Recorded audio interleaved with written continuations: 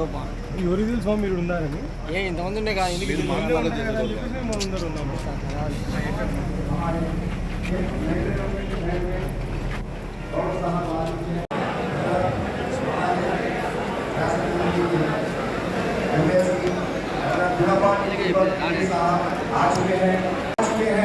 अब प्रोग्राम का आगाज हो गया है। तमाम हजरा से अल्लाह गुजारिश है कि सबको मिलके दो ही बात करूंगा ఎందుకంటే మీకు నేను కొత్తగా చెప్పాల్సిన అవసరం లేదు, పరిచయం అవసరం లేదు. ఇక్కడ మీరంటే చాలా అన్న మీ మాటలు బ్రహ్మాండం ఉంటాయి. నేను చంద్రబాబు నాయుడు గారి ఇంటి దగ్గర కూడా ఒక రోజు ఉంటే అన్న వచ్చి అన్న ఎట్లా ఏంటి ఇది అని పలిచడం జరిగింది. షరీఫ్ సాబ్ ఆప్కో భీ సలాం. పెద్దలందరికీ మరొకసారి సలాం. రెండు విషయాలు ఇక్కడ అంటే ఇక్కడ ఉండేటోళ్ళు ఎవరికి లేదు, తాడిపత్రిలో కొంతమందికి ఏమైతుంది బీజేపీతో ఏదో అలయన్స్ ఉంది అనే ఒక సందేహం ఉండొచ్చు. అటువంటిది 1% కూడా అవసరం లేదు. ఎందుకంటే తాడిపత్రిలో ఉండే ప్రతి ఒక్క ముస్లిం సోదరుడు సోదరిమణి మా కుటుంబ సభ్యులు తప్ప వేరే విషయం లేదు. आप हमारी जान है, आप हमारी शान है. इससे ज्यादा कुछ बोलने की जरूरत नहीं है. साहिबुలందరూ మా మానం, మా ప్రాణం, మా ధైర్యం, మా సాహసం.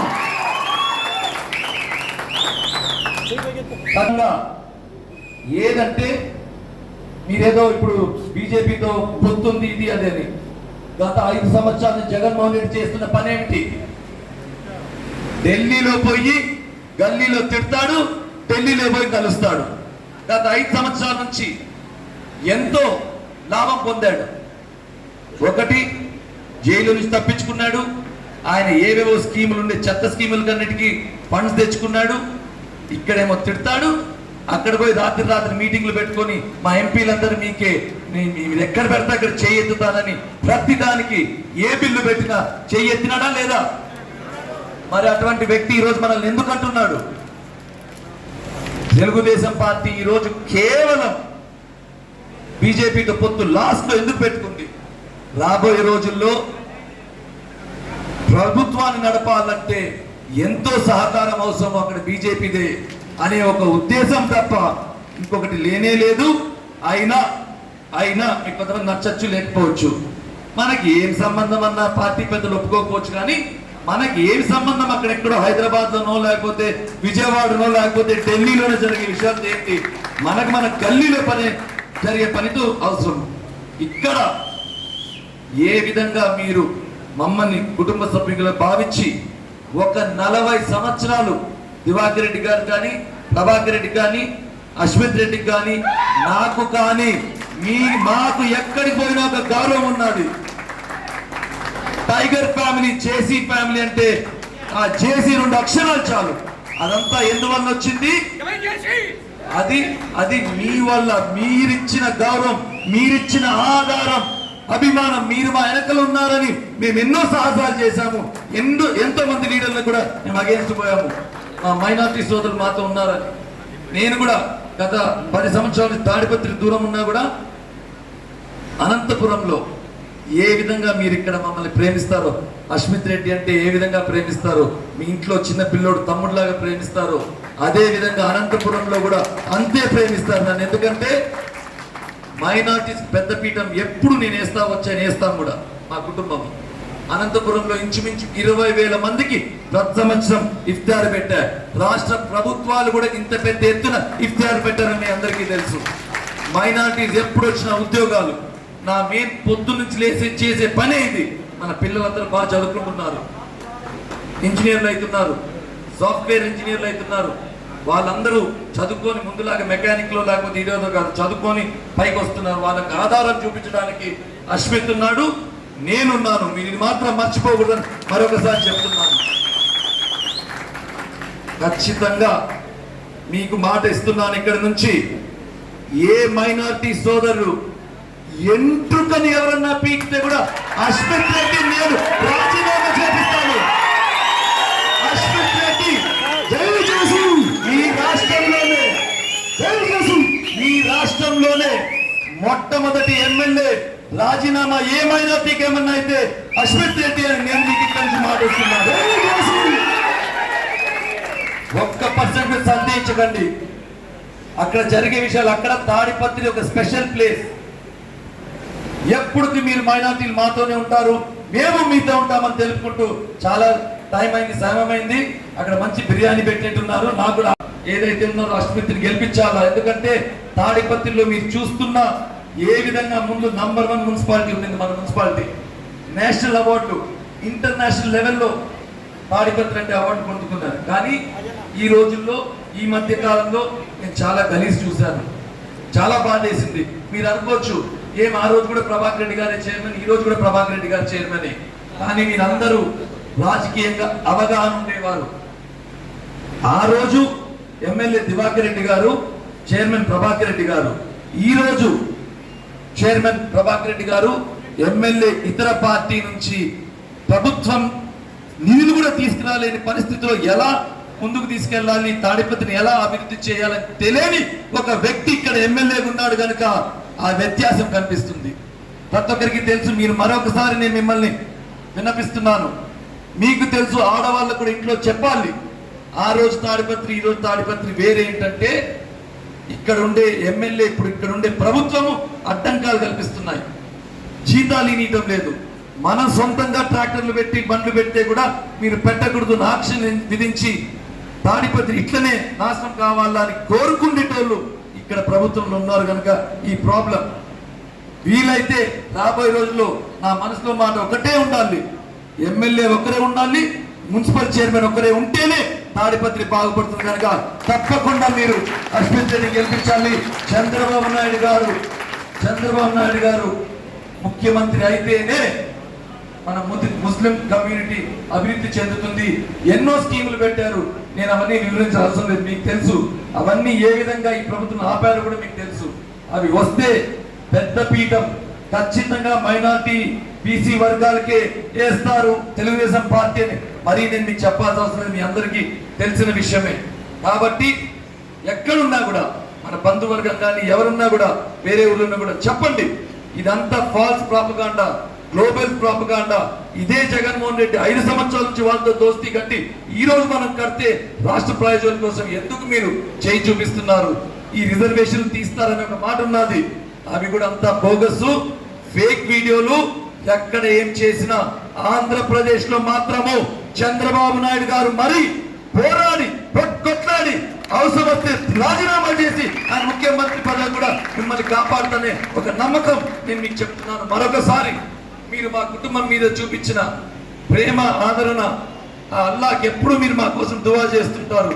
అదే విధంగా ఈసారి కూడా అశ్విత్ రెడ్డికి అత్యంత మెజారిటీతో గెలిపించి ఆ ఆదరణ అశ్విత్కి అంటే చంద్రబాబు నాయుడు గారు కూడా మీరు తెలుపుతారని తెలుపుతూ జనసేన, బీజేపీ, టీడీపీ కూడా ఎప్పుడూ మీ ఆశీస్సులు, మీ మద్దతు ఉంటారని మరొకసారి థ్యాంక్ యూ.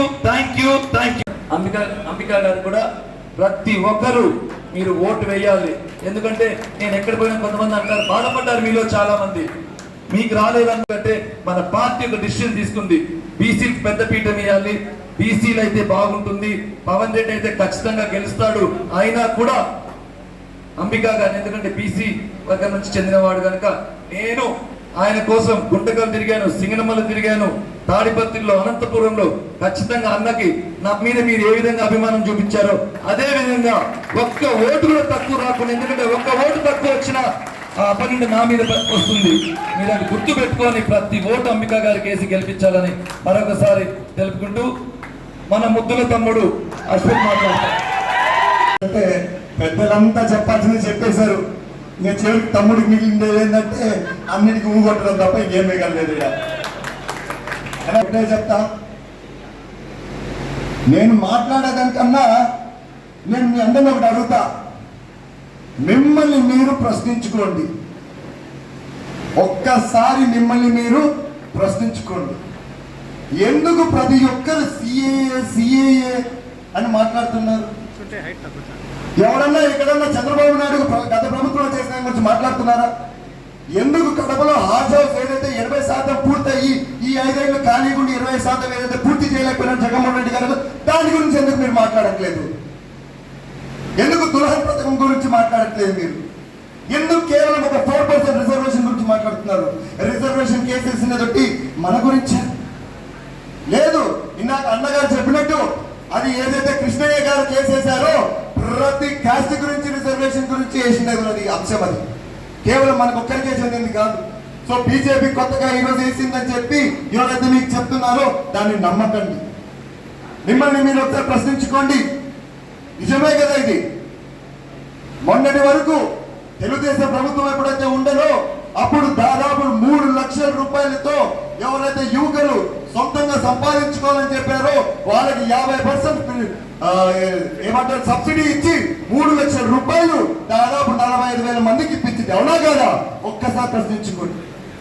తులం పథకం ఎందుకు వస్తే దాదాపు 45,000 మంది బాగుపడ్డారు. ఏ డబ్బులు ఎక్కువ అయ్యి ప్రభుత్వం ఇస్తాందా? డబ్బులు తులం కాదు. అతి తక్కువలో తక్కువ సంపాదించేది ఎవరంటే మన మైనారిటీ సోదరులు. వెనకబడి ఉన్నారు ఎవరంటే మన మైనారిటీ సోదరులు. ఎవరైనా కూడా పండుగ బాగా జరుపుకోవాలా, ప్రతి ఒక్కరి మొహంలో నవ్వు ఉండాలని చెప్పి రంజాన్ తోఫా అనేది ఒకటి షురూ చేస్తారు. అవునా కదా? అదేవిధంగా దుల్హన్ పథకం కూడా అంతే. ప్రతి ఇంట్లో నవ్వు ఉండాలా, ఎవరైతే పెళ్లి చేస్తున్నారో వాళ్ళు బాగుపడాలని చెప్పి ఆ దుల్హన్ పథకం అయితే మొదలు పెట్టారు. మరి ఈ 5.5 సంవత్సరాలలో ఏం చేశారు జగన్మోహన్ రెడ్డి గారిని ఒక్కసారి ప్రశ్నించండి. ఏది చేయలేదు ఇంతవరకు. ఇందాక అన్నగారు చెప్పినట్టు మామూలుగా వాళ్ళు ఏదైతే ఇది ఇస్తున్నారో 2000 పథకాలు ఏదేస్తున్నారో అది కూడా దీనిలో చేర్చేసి దాన్ని చెప్తున్నారు మేము ఇచ్చినామని చెప్పేసి. సో దయచేసి నా సోదరులారా మీరందరూ ఒక్కసారి ప్రశ్నించండి. మీ మిత్రుల్ని, మీ సోదరుని, మీ ఇంట్లో వాళ్ళని, మీ పక్కింటి వాళ్ళని ప్రతి ఒక్కరిని ప్రశ్నించండి. నిజంగానే బట్టి మన కోసం పెట్టారా లేకపోతే ఊరికే రాజకీయం చేసుకోవడానికి ముందుకు తీసుకొస్తారని ప్రశ్నించండి అని మీ అందరిని అడుగుతున్నాను నేను. మరి సమయం లేదు ఈరోజు. ఇంకొకసారి మీ అందరిని అడుగుతున్నాను, అడగక్కర్లేదు. మీరందరూ ఎప్పుడు మాతోనే ఉన్నారని నాకు తెలుసు. అయినా కూడా నా ధర్మంగా నేను మీ ముందుకు వచ్చి నేను మళ్ళా అడుగుతున్నాను మీ అందరినీ. అన్నా ఇంకో విధంగా చెప్పమని మర్చిపోయినా, మన జేసీ ప్రభాకర్ రెడ్డి గారు అయితేనే, జేసీ దివాకర్ రెడ్డి గారు అయితేనే గతంలో ఆటో నగర్ అనేది మొదలు పెట్టారంటే అది ఎవరి కోసం మొదలు పెట్టారు? తాడిపత్రిలో ఎక్కువగా ముస్లిం వాళ్ళు ఏ వృత్తి తీసుకుంటారంటే ప్రతి ఒక్కరు మీరు అందరికి కలిసి 90% వరకు మెకానిక్ వర్గంలో ఉన్నారు. అవునా కాదా చెప్పండి సోదరులారా, మిత్రులారా.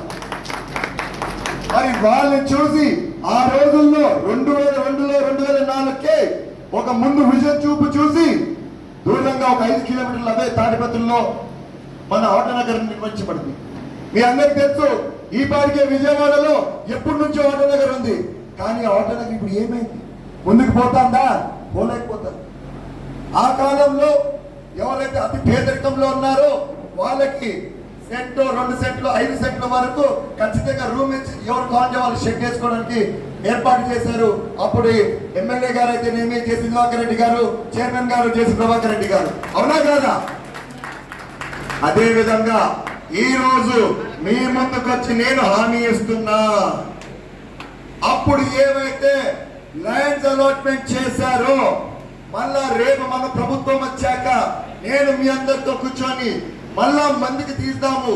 ఎవరు అత్యధిక పేదరికంలో ఉన్నారో వాళ్ళ పేర్లు బయటికి తీద్దాము.